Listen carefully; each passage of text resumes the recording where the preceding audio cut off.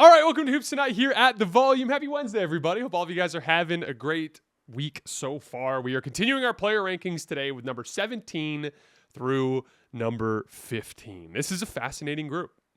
We just finished a group with three super talented young players, as you guys saw, with Jalen Williams and Paolo Banchero and Cade Cunningham, all guys that are under the age of 25. This next group of three are all veterans with good playoff resumes. These guys are all more or less kind of at their peaks or maybe on the back end of their careers, but they have a wealth of experience that makes them very dependable players, especially in the playoff context. Different kind of group of guys that we're going to be looking at today. You guys know the drill. Before we get started, subscribe to the Hoops Tonight YouTube channel so you don't miss any more of our videos. Follow me on Twitter at _JasonLT so you guys don't miss show announcements. Don't forget about our podcast feed wherever you get your podcasts under Hoops Tonight. It's also super helpful if you leave a rating and a review on that front. Jackson's doing great work on our social media feeds on Twitter, Instagram, Facebook, and TikTok. Make sure you guys follow us there. And last but not least, if you disagree with any of the rankings on this list, drop it in the mailbag questions. Just put in there in your mailbag what you disagree with, an elevator pitch, like a concise version of why you disagree. And in our player rankings mailbags, we will debate where you guys disagree with me on these rankings. All right, let's talk some basketball. Number 17, Pascal Siakam. Last season in review for Pascal, he played 78 games, averaged 20 points, 7 rebounds, and 3 assists, 1.4 stocks per game as well. Made the All-Star team for the third time in his career. Pascal's putting together an underrated NBA resume. He won Most Improved Player back in 2019. He's now made 3 All-Star teams. He made the All-NBA team twice, including second team All-NBA back in 2020. That was a year where he also finished top 10 in MVP voting. And last year, he was one of the best players in the playoff field and got within 1 win of his second championship as the secondary star on a team. His efficiency numbers from last year in the regular season, 52% from the field, 39% from 3, which was a career high for him, and he actually expanded upon that in the playoffs, which we'll talk about in a minute. 73% from the free throw line, 57% in effective field goal percentage, and 60% in true shooting, which was the third highest efficiency mark of Pascal's career. I really want to start with the defensive end here for Pascal because, Pascal to me has one of the highest floors of any player on this list because he's just a rangy athlete with a 7'3" wingspan that does a ton of damage just with his activity in his high motor. He posted 1.9 stocks per game in the playoffs, which was substantially ahead of where he was in the regular season. It was the highest mark he's ever posted in a playoff run.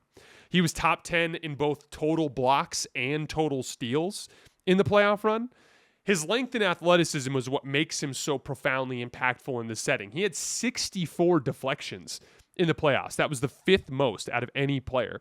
He contested 157 shots, which was the 3rd most among any player in the playoff field. He was near the top in loose balls recovered as well. He's just a defensive Swiss Army knife. He even did quality on-ball defensive work at various points in the playoff run, including some really nice reps against Jalen Williams in the NBA Finals. This is all uniquely valuable to an Indiana Pacers team who, as we all know, thrives on transition pushes. Off of misses and turnovers, they love to get up and down the floor. They do it the same thing on makes, but it's obviously easier off of misses and off of turnovers. And Pascal was one of the guys that was fueling the chaos that led to those transition opportunities. Before we get to anything having to do with Pascal's more refined offensive traits, he's just an absolute monster on the margins. We covered all the defensive activity just a second ago. It's also his rebounding. He had 3 games in the NBA Finals where he grabbed 4 or more offensive rebounds. It's his work as a floor runner in transition. How many times did you guys see Pascal Siakam leak out in this playoff run and get a layup or a dunk in transition? He was literally the best transition scorer in the entire NBA playoff field and made field goals. He made 48 shots in transition through 4 playoff rounds. That's more than 2 makes per game. They played 23 games, 48 makes in transition. He's so gifted running the floor. He was also hyper efficient in transition.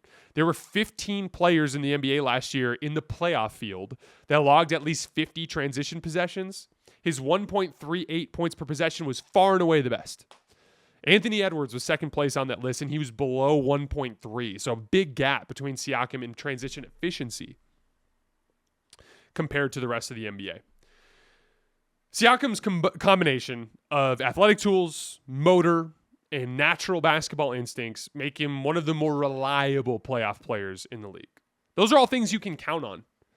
Regardless of what variance might occur for players, shots going in or not going in, getting foul calls, not getting foul calls, Pascal's 7'3" wingspan, high motor, high defensive IQ and activity, overall athleticism, that just brings an extremely high floor, a variance-proof version of Pascal that you can count on to be there every single night.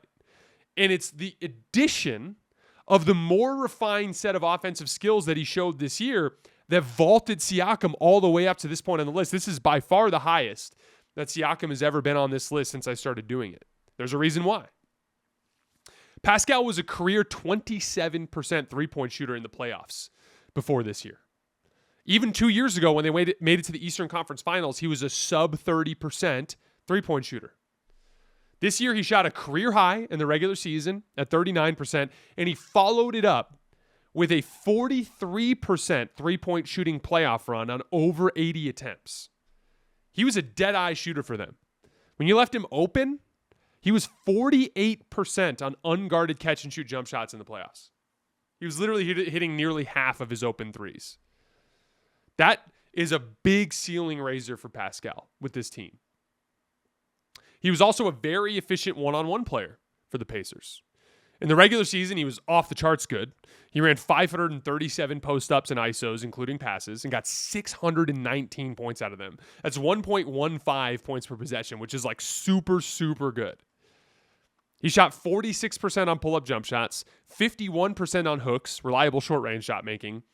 And anybody who's watched Pascal long enough knows he's one of the most gifted, like tough, contested layup makers that I've ever seen. He was 66% on layups in the regular season last year. That's insanely good. I think he was up to 67% in the postseason. He just kind of has this like natural ability to slip through cracks, like these tiny little windows of space where help defenders are collapsing. And he just somehow like gets through, many times falling down, and just somehow extends that long ass wingspan out there and just feeds it softly off the glass. He's a remarkably gifted layup maker in the NBA. So all of that translates super well to the postseason. He got 1.07 points per possession on 141 one-on-ones, so post-ups and ISOs in the postseason. Again, that's a little bit below where he was in the regular season, but that's still very good. He shot 67% on layups and once again had like a dozen more of the most insane-looking, slashing, falling, slender man layups that you'll ever see. He was already a super gifted two-way player with a ton of utility. But he added this other level of refined offensive skill, especially from the three-point line. And then his work as a runner in transition fits so wonderfully in Indiana's offense that he has vaulted up to an entire different tier overall as an offensive player. You know, he kind of reminds me of Klay Thompson. And by the way, I'm not meaning this as like a player archetype because obviously they're very, very different types of players. But when I like look back on this era of basketball, Pascal to me falls into a tier like Klay in the sense that he obviously doesn't have the on-ball chops to be like the best player on a championship team. He's not a guy that kind of has the star power that some of the top guys in the league have. Neither did Klay. But he was tailor-made for the system he plays in. I think Pascal's literally a perfect fit in Indiana, just like Klay was in Golden State. They both have a ton of offensive utility as a number two within that system. Again, very different types of players, but within their respective systems, immensely valuable number twos. And then a legitimately awesome defensive player that carried a heavy load on that end of the floor. You guys remember Klay Thompson used to pick up Kyrie Irving for entire NBA Finals runs. He was one of their best perimeter defenders. So kind of what I mean in comparing him to Klay, he's like a player that never is going to make it super high on player rankings lists, but a guy that I'll remember very fondly from his era. Like a guy that I have a ton of respect for just as a winner. Like I think Klay Thompson is one of the best winners of his era. I think Pascal Siakam is one of the best winners of this era. Pascal is a winner. He makes your team better, and he falls in at number 17 on this year's list. Number 16, Jimmy Butler. Nothing says summer like long days, clutch plays, and firing off a few bets on the game, all with DraftKings Sportsbook. As the season heats up, so do the bats. And DraftKings Sportsbook has you covered with live betting, home run props, odds boosts, and more. Whether you're chasing dingers or jumping in mid-game, there's always action to be had. Never bet on baseball before? It's easy. Pick a guy to go yard, hammer some live odds mid-game, or just ride your squad and hope for the best. No spreadsheets, just vibes and dingers. My favorite guys to watch are always Aaron Judge and Shohei Ohtani, especially if you're betting home run props. Here's something special for first-timers. New DraftKings customers bet $5 and get $150 in bonus bets instantly. Download the DraftKings Sportsbook app and use code HOOPS. That's HOOPS. That's code HOOPS for new customers to get $150 in bonus bets instantly when you bet just $5. Only on DraftKings, the crown is yours. Last year in review for Jimmy, 55 total games played, 25 with Miami, 30 with Golden State. He averaged 18 points, 5 rebounds, and 5 assists per game, 1.7 stocks, 1.4 steals per game, which is a really high mark in the NBA. His efficiency numbers. He shot 50% from the field, actually the second highest mark of his career, fueled by Jimmy being 55% on twos, which was the second highest mark of his career. He was just 31% from three, which was a big drop from the previous year when he went over 40% for the first time in his NBA career. But he attempted just 1.9 threes per game, which was the fourth lowest mark of his career. He did tick that up to closer to 2.5 when he was with Golden State. He was 84% from the line on 7 attempts per game.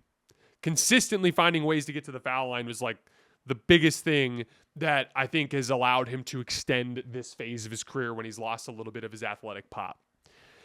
He's very good at taking these kind of bizarre driving angles that veer into the defender's path that essentially force defenders to foul him. I talk about this a lot. Foul grifting is about understanding how the game is officiating and finding ways to force refs to blow the whistle. It's gamesmanship.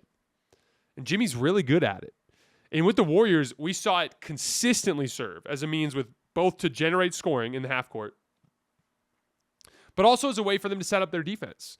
Jimmy draws a foul, you go shoot a free throw, you get set up to play defense and get back out in transition going the other way.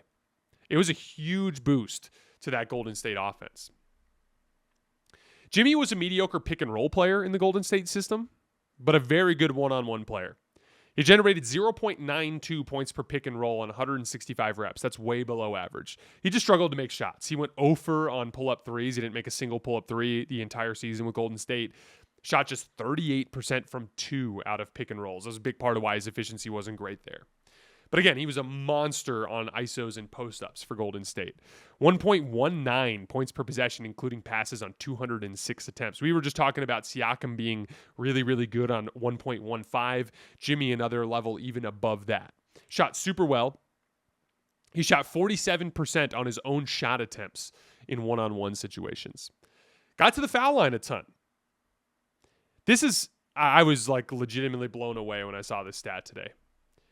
Jimmy got fouled more than 1/3 of the time when he took a shot in ISO or post-up situations. Think about how insane that is. Jimmy personally took a shot in ISO or in the post 103 times with Golden State in the regular season. He ended up shooting a free throw 36 of those 103 times. It's unbelievable. That's a foul rate over 35%. So as a result, his score percentage, remember I used to talk about this concept with Jokic. Score percentage is just like, if I throw you the ball down there, how likely are you to score on that possession at all? Whether it's 1 point, 2 point, 3 point, whatever it is, generate a point for your teammates. What is the score percentage on ISOs and post-ups? Jimmy was over 50% on both. So it actually became one of the safest plays for Golden State to call. Let Jimmy go one-on-one, and he's either going to score or he's going to draw a foul. And he's going to generate points for you more than half the time. And this doesn't even get into the fact, those are big picture regular season metrics. This doesn't even get into the fact that Jimmy was consistently able to scale up his offense to the superstar level when the situation called for it while Steph Curry was on the team. It got a little tricky when Steph went down with his injury. But in the last 3 games of the regular season, when they were struggling for playoff position, averaged 27 points per game. He had 23 assists with just 2 turnovers. He logged 2 stocks per game in those games. Got to the foul line in those final 3 regular season games. This is crazy. 37 times in 3 games. He had 3 25-plus point games in the Rockets series, including in some pivotal moments like Game 4 where the series was hanging in the balance. Jimmy had his lows, and he had his struggles when Steph Curry went down with injury. But I think the Jimmy Butler experiment with Steph Curry has generally been a resounding success. His defensive playmaking alongside Draymond was profoundly impactful. Their defense, the Warriors' defense, was 5 points better per 100 possessions with Jimmy on the floor versus off. Like we talked about in the J-Dub video the other day, he's not the perimeter weapon that you can, deploy on the other team's best player for an entire series like the way he was in the past. But he's still a super valuable help side guy who anticipates actions and blows up plays. I kind of view him as a defensive playmaker at this point in his career. And on offense, I thought he was the perfect counter to balance Steph. I'd love to see them get some more reliable scoring from the perimeter at the guard spot, but overall, as a secondary star, I think he was a great fit with Steph. Brought strong bench play, reliable second side creation. He had the ability to scale up his scoring in big moments when his team needed to, like we talked about. I thought he was an excellent connective playmaker in the Warriors' offense. When he would catch the ball in the middle of the floor with an advantage off of something Steph was doing or running off of an off-ball action, he would be able to quickly process there and make the right read and keep the engine flowing. And most importantly, this is arguably the most important thing out of all of it, getting Jimmy Butler in the door reinvigorated Steph Curry. Steph was clearly frustrated with the lack of a supporting star on the roster over the previous years before the deal was made, and it affected his play. Before Jimmy ever played a game with the Warriors, they were below 500. They were 25-26. They were 18th in offense, 10th in defense, 16th in net rating. Steph was averaging below 23 points per game, below 40% from three, and only 43% from the field. After Jimmy Butler suited up, they went 23-8 the rest of the way. They were 8th in offense. So they jumped up from 18th all the way to 8th in offense, from 10th all the way to 1st in defense. Literally jumped up 10 spots in both categories. 3rd in net rating. And Steph Curry went from that 23 points per game on below 40% from three to 27 points per game on 41% from three and 47% from the field. He reinvigorated Steph Curry, got him reinvested in the potential to win a championship. Now, Jimmy's obviously in a different phase of his career now. He's not the 23-point per game guy that was the best player on multiple finals teams. He's been in the top 10 on this list before. He's more reliant on foul grifting than he used to be, and just overall his savvy floor game to carry him on offense more than supreme athletic gifts. He's not going to go out there and give you 70 regular season games. I mean, hell, he didn't do that when he was younger either. He's done it twice in his entire career. But he is still one of the best playoff performers in the NBA because of his versatility on both ends of the floor and his wealth of experience. He immediately was able to step into Golden State and fill several specific holes in that roster that completely changed the dynamic of that basketball team. Turning them from a team that was destined for another year outside of the playoffs looking in to a legit second-tier contender with a puncher's chance to win the title. And who knows what would have happened if Steph Curry didn't get hurt. Now, this is the lowest that I've had Jimmy Butler on this list since I started doing it, but he still comes in at number 16 this year. Number 15, Devin Booker. I think it's going to break people's brains that I have Devin this high. Why? Because how could two of the top 15 players in the NBA play for the Suns and they miss the playoffs? I used to get the same argument with the Lakers all the time. But this is a classic example of how NBA basketball is way more complicated than it looks. And roster balance is vitally important to succeeding in the NBA. We've talked about it. The Suns had issues that extended far beyond the star power. The issue was they indexed more towards star power, going after Bradley Beal, instead of indexing more towards supporting talent, which is what they needed when they already had Devin Booker and Kevin Durant on the roster. It was a poor decision, a poor direction to take the franchise. First of all, it's worth mentioning. When Kevin Durant and Devin Booker both played on the same night for the Suns, they were 32-24. That's a 47-win pace, which would have put them right in that 7-8 range in the standings, even with all of the massive roster shortcomings that they had. And they had a positive net rating when the two of them shared the floor together. So it was a combination of the poor roster construction that we were talking about, the complete lack of high motor athletes and center play and all the things that they needed to be a functional basketball team, and the fact that they were just dealing with a bunch of bang-up injuries that kept their best players from being on the floor together. So yes, the Phoenix Suns missed the playoffs, and I still think Devin and Kevin are two of the very best basketball players in the world. Let's look at Devin Booker's last season in review. Devin played in 75 games. He averaged 26 points, 4 rebounds, and 7 assists, just 1.1 stocks. He was one of 3 players in the entire NBA last year to play at least 60 games and average at least 25 points, 4 rebounds, and 7 assists. It was him, Cade Cunningham, and Nikola Jokic were the only guys that met that criteria. His efficiency. He was 46% from the field.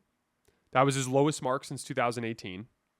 33% from 3, the second lowest mark of his career. If you dig into the numbers, and we're going to do it in more detail here in a minute, but Devin talked about this in his postseason press conference, but he just didn't shoot the ball well, particularly from the three-point line, and that was the big thing that kind of prevented him from reaching the same efficiency marks that he reached at earlier points in his career. But he was 33% from 3. That was the second lowest mark of his career. 89% from the line, 53% in effective field goal percentage, and still, because he's got a super intelligent approach to offense with a high, a quality shot profile, and with the ability to take mid-range shots and actually make more than half of them, he still posted, even on a tough shooting season, a true shooting percentage of 59%, which is really good. Play type data. Devin Booker, still, even with poor shooting, was one of the best, most efficient shot creators in the NBA last year. I think that Devin is one of the most underrated passers in the league. He was 15th in assists per game last year. I'm not sure people realize the type of high-level playmaker that Devin Booker has become over the years. I don't think he's in that truly special tier of playmakers at the top of the league where you have guys like, obviously, Jokic and Luka and Trae Young and James Harden and LeBron James. There's a group of guys, Tyrese Haliburton. There's a group of guys that has that kind of organic, natural, excellent passing ability. That is something you're born with. And Devin Booker was not born with that per se. He's more of a natural scorer. But there's a handful of guys over the years in the NBA, at least in my time watching, that were natural scorers, but who became really high-level passers, at least relative to their peers over the course of their careers. A couple of examples. DeMar DeRozan, especially in the years in San Antonio, became a really high-level passer for a guy who was a score-first guy. Brandon Ingram, he's a guy that, when he's healthy and in rhythm, is one of the better passing forwards in the league. Jalen Brunson is a guy who's become a very good passer despite being more of a score-first guy in his career. Damian Lillard became a higher-level passer. Giannis Antetokounmpo in the last year or so. I think Devin Booker is in that tier as well. Guys who are I'd call them second-tier passers, really good passers that obviously aren't the organic, natural, from birth they just saw the floor differently than everyone else did type of guy. So all of that combines to make what I believe Devin Booker to be a legit second-tier offensive engine in this league. By that I mean he's not good enough to take mediocre players and make them an elite offense. But if you put him on a legit championship caliber roster, I absolutely think Devin Booker can be the best offensive player on your team. Which, by the way, he nearly did in 2021 when he came 2 wins away from getting the job done. Despite the poor shooting, Devin's play type data was still excellent last year. He got 1.04 points per pick and roll, including passes on over 1,200 reps. That's right there with where Cade Cunningham was, with where James Harden was. And again, it could have been better. It was his pull-up jumper that just wasn't there. Devin Booker last year shot 29% on pull-up threes and pick and roll. That really hurt his efficiency. We know Devin can hit those shots at a higher clip. He was off the charts on ISOs and post-ups still because a lot of that mid-range scoring, right? He was the very best ISO player in the entire league last year, Devin Booker. Among the 23 players to log at least 250 ISOs, Devin Booker came in at number 1 with 1.27 points per possession, including passes. He shot 54% on twos out of ISO. He had a high free throw rate. He got to the free throw line 14% of the time on ISOs, and he passed well out of them. Good post-up player, too. Lower volume, 74 post-ups, generated 87 points about once a game, right? Got 1.18 points per possession. That's very, very good. 33% free throw rate. Kind of Jimmy Butler-esque. More pump fake base. He used a lot of pump fakes, but Devin Booker was a very, very high free throw rate guy on post-up. Literally, you gave the ball to Devin on the block, and he was going to get to the foul line half the time. Really, he just needs to get that pull-up three back. If you look at all his data, it's pretty good. He shot 54% on pull-up twos. That's excellent. He shot 46% on unguarded catch-and-shoot threes, which is excellent. He shot 60% at the rim, which is excellent for a guard like him. Like, for guards, anything over 60% is great. He just couldn't get his guarded catch-and-shoots, so like contested catch-and-shoots and his pull-up threes. Those are the two ones that just weren't going for him. If he can get those things back this summer, his game should get back to where it was. And by the way, like I expect that to be the case for Devin. I expect him to shoot the ball better this year. He also turned himself over the years into a very dependable defensive player. He doesn't have the tools physically to be like a downright disruptive defender, but he competes hard and he has good attention to detail both on the ball and off the ball. He's very competitive. He's got that fire and that willingness to do the work, especially in big moments. I think he's a legit point of attack option. Preferably as your second best. You don't want your best offensive player to be the primary point of attack guy, but if he's guarding the second best perimeter player, that's a really, really good role for him defensively. And he actually filled the primary point of attack role for Team USA in their gold medal run, if you guys remember correctly. And like when we zoom in on the playoffs, this guy is flat out one of the very best playoff scorers of our generation. In 47 career playoff games, Devin Booker is averaging 28 points per game on 60% true shooting. That's insane. And he's super dependable. Even in the last two disappointing playoff runs where they got sent home in the first and second rounds by Denver and Minnesota, in those playoff runs, he was at 32 points per game on 68% true shooting. 68%. I think Devin's become one of the more underrated players in the league. Mainly just because of that flawed roster construct in Phoenix and people's inability to see through that. I think if Devin gets picked up at some point elsewhere where he can be the second best player again on a team while having a quality group of role players, I think he's going to hoist the trophy. I know it seems hopeless right now because of the leadership in Phoenix, but I still think Devin has a very good chance to win a championship in his career. He's like a super easy plug and play guy too. Like you could talk him into any spot anywhere in the league and he would fit beautifully. He can play off the ball, he can drive closeouts, he can run action and pick and roll, he can play one-on-one. He's a versatile defender that can play on and off the ball. He's just a very good, very well-rounded basketball player. I genuinely believe he's going to put somebody over the top someday. I have a feeling that 20 years from now, when I'm looking back and talking about this era, I'll be talking about Devin Booker as an NBA champion. He's a super efficient, high-volume scorer. He's one of the top 15 passers in the NBA.